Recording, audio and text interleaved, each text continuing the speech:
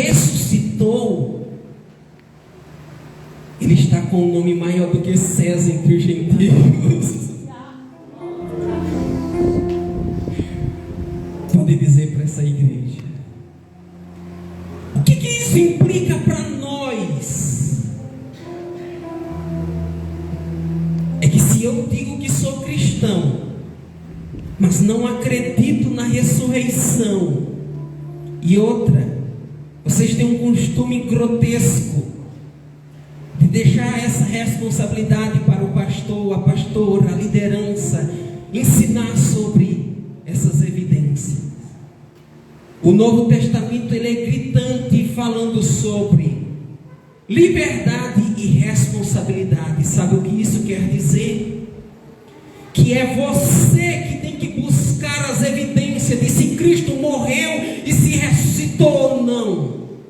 Não é responsabilidade, porque isso implica na sua vida, no seu dia a dia, na maneira como você se comporta. É claro que muitas pessoas estão frustradas, não vêm ao culto. Eu estou frustrada com a igreja. Alguns têm razão para isso. Eu estou frustrado com isso. E tem pessoas que têm. Nós temos um número crescente no Brasil de desigrejados. Em um momento como esse, celebração da Páscoa, que é um ambiente propício para celebrar a ceia do Senhor, nós poderíamos estar aqui, todos aqueles que dizem que creem em Jesus como Salvador. O Bill Churran escreveu um livro chamado Sociedade do Cansaço. Ele é um filósofo. Nós estamos vivendo na sociedade do cansaço, só que tem um problema: as pessoas não deixam de cultuar. Lembra como no contexto romano, quando as pessoas diziam ave César, as pessoas estão sempre dizendo ave a alguém. Em um contexto de ceticismo e ateísmo, o número de religiões deveria diminuir, mas as pesquisas vêm mostrando que o número de religiões vem aumentando. Por que é que aonde temos um número crescente de religiões, de ateísmo, de gnosticismo, nós deveríamos ter um número decrescente de religiões? Nós temos um número crescente. As pessoas deixam de vir, mas as pessoas estão criando seus cultos, estão criando as suas religiões. A grande pergunta é, nós estamos dizendo ave a quem? Quem é, assim como Tomé disse, Senhor meu e Deus meu. A morte e a ressurreição, e principalmente a ressurreição, é o sustentáculo do cristianismo, e ela determina o meu comportamento na sociedade. A maneira como eu acredito na ressurreição. Quer que eu dou dois exemplos? Se você pega 1 Coríntios, quando o Paulo está falando sobre imoralidade sexual, no contexto onde ele vai falar sobre isso, ele menciona a morte e a ressurreição de Cristo. No capítulo 11, quando ele vai falar da Eucaristia, da ceia do Senhor, naquele ambiente, ele vai falar sobre a morte e a ressurreição de Cristo.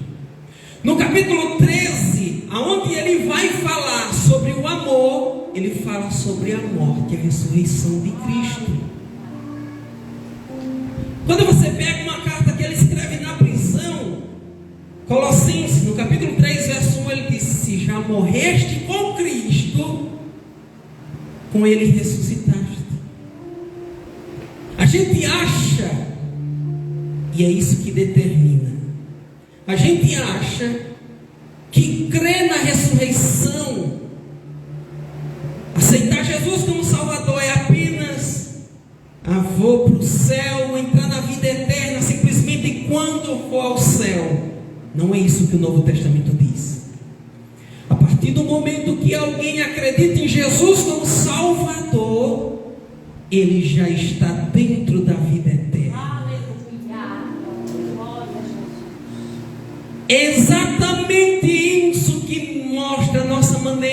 nós lidamos com o assunto com escatologia.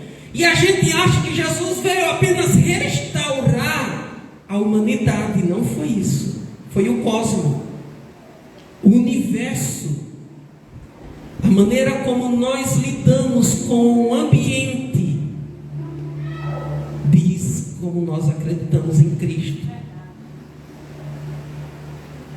Vocês vão fazer a festa aí do dia do evangélico, tal, fez maior sujeira lá, a maneira como você, não, vamos deixar aí para a prefeitura no outro dia catar os lixos que os evangélicos sujaram. A maneira como vocês lidam com isso, nós lidamos, diz o que nós acreditamos. É claro que vocês esperavam uma mensagem poderosa, tal. E vou dizer para vocês o que é poderoso. Se vocês ressuscitaste com Cristo, pensai nas coisas de cima.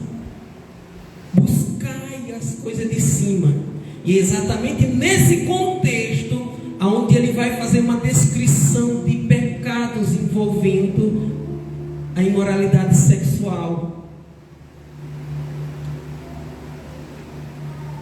Quando você olha no contexto que nós estamos vivendo, tem dois pecados gritantes que a filosofia e a teologia lidam com ele, que é o chamado de sete pecados capitais. Mas tem dois que nós nem refletimos sobre ele: é a gula e a luxúria. E os dois estão intimamente ligados. A luxúria e a gula, elas estão intimamente ligadas. E Paulo está dizendo: se vocês ressuscitaste com Cristo, eu acredito que Jesus é o meu Senhor e Salvador, creio que Ele ressuscitou, pensai nas coisas de cima. Isso implica em comportamento. Exatamente porque não cremos nesse ressurreto, que a nossa maneira de viver na sociedade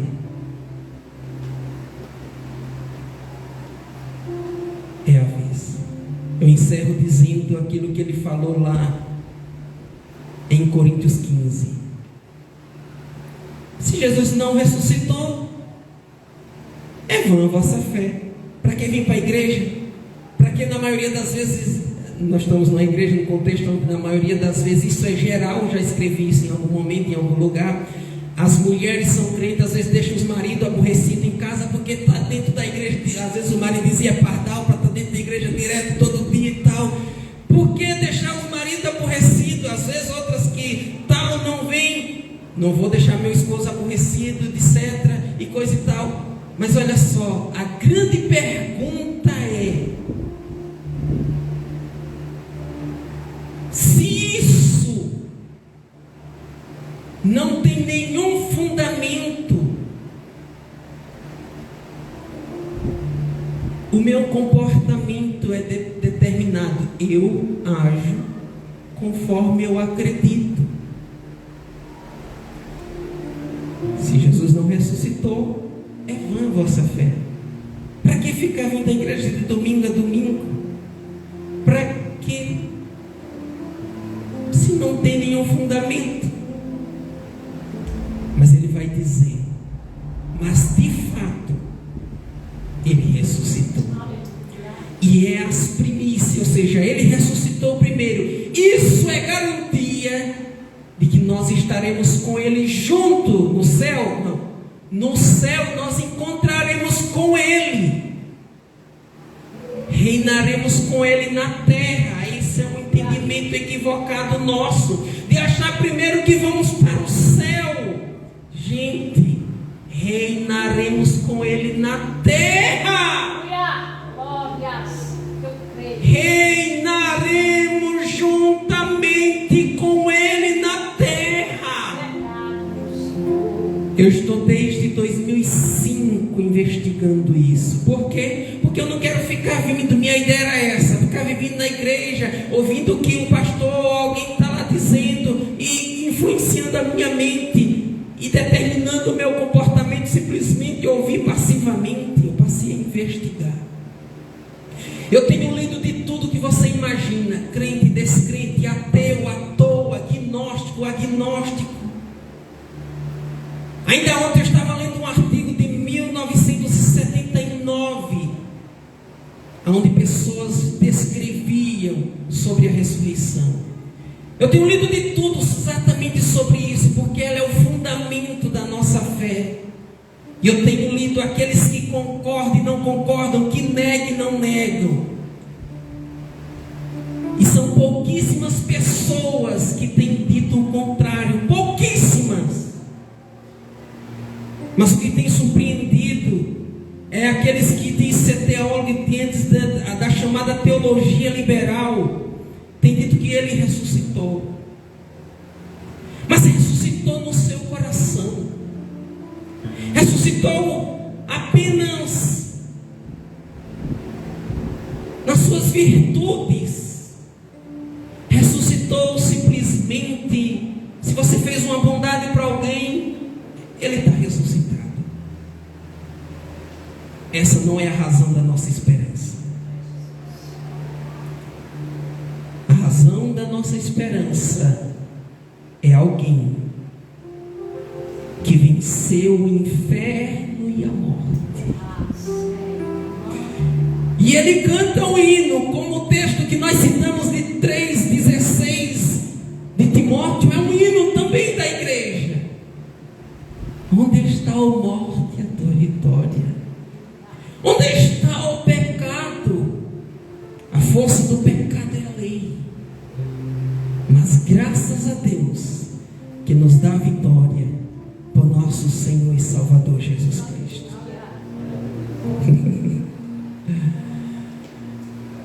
Sem ressurreição, se nós não acreditamos na ressurreição, vocês estão perdendo tempo. Perdendo tempo. Mas de fato, ele ressuscitou.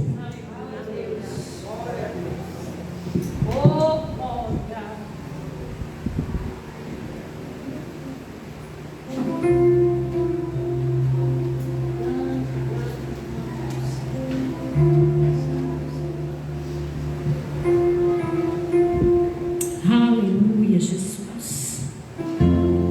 Grande é o nosso Senhor, exaltado e glorificado é o nosso Salvador.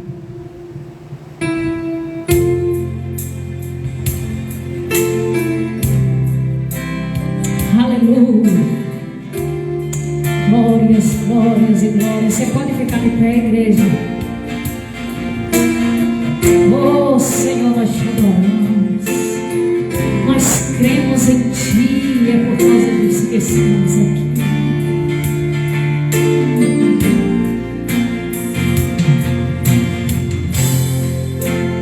O universo só se apagou. Ali estava morto um Salvador. Seu corpo lá na cruz, seu sangue derramou, o peso do pecado ele levou. Oh,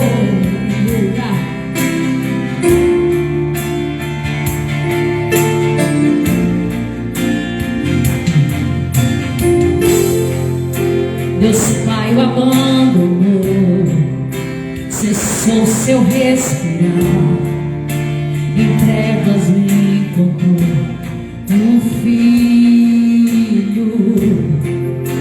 A guerra começou, a morte ele enfrentou, todo o poder das trevas vencido foi. A terra estremeceu, sepulcro se abriu e nada vencerá seu grande amor. A morte, onde estás? O rei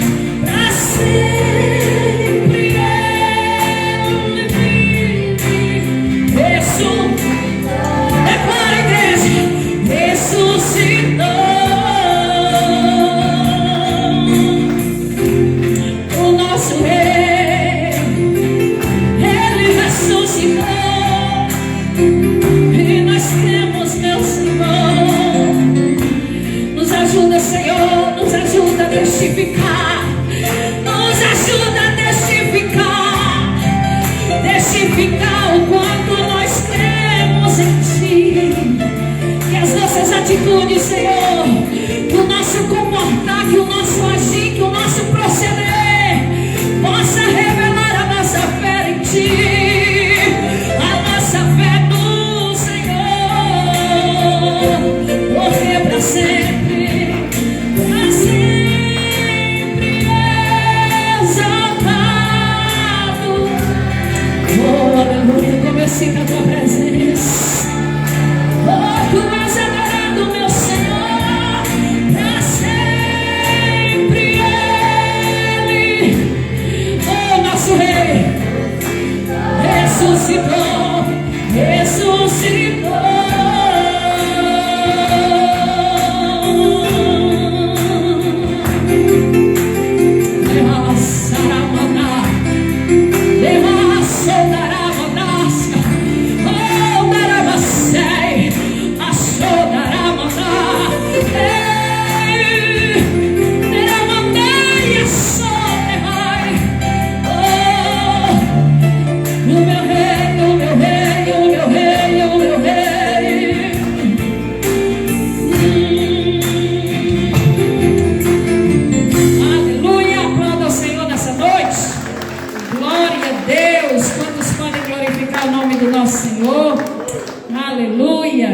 Seja dada ao nome do Senhor, que essa palavra possa ministrar melhor em cada coração, amém? Amém. E que o Senhor continue usando o servo do Senhor, aleluia. Meus amados, nós já estamos finalizando, glória a Deus por isso.